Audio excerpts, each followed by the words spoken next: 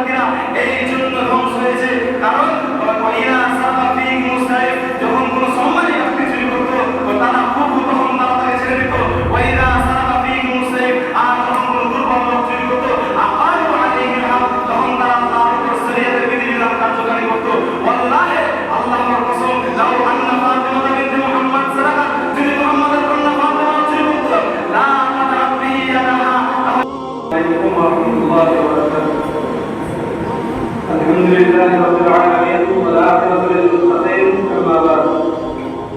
আ'উযু বিল্লাহি মিনাশ শাইতানির রাজীম। বিসমিল্লাহির রাহমানির রাহিম।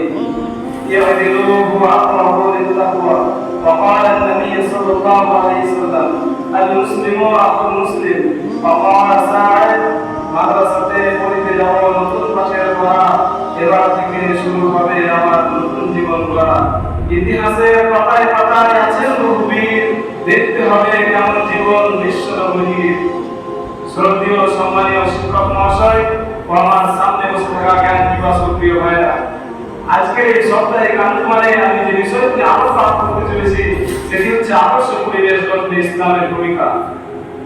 প্রিয় উপস্থিতি, ইসলাম শুধু মানব জাতিকে জীবনযাপন করার নির্দেশ প্রদান করেই থাকতে হয়নি, বরং সাথে সাথে সমাজ প্রতিষ্ঠা প্রদান করেছে যা অন্য কোনো ধর্মে নেই, কিন্তু ইসলাম ধর্মে রয়েছে।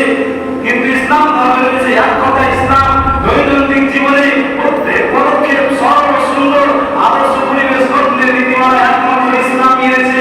যারা ইসলামকে কাছে থেকে অধ্যয়ন করেছেন তারা ভালোভাবেই জানেন যে ইসলাম বিশ্ব মানবের সামনে বেশ কিছু বিধান উপস্থাপন করেছে, যেগুলো মানলে ও পালন করলে মানব পরিবেশ হয় সুন্দর আদর্শনীয়, মানব জীবন হয় সুখী ও স্বচ্ছন্দের, জীবনে নেমে আসে অনাবিল শান্তি।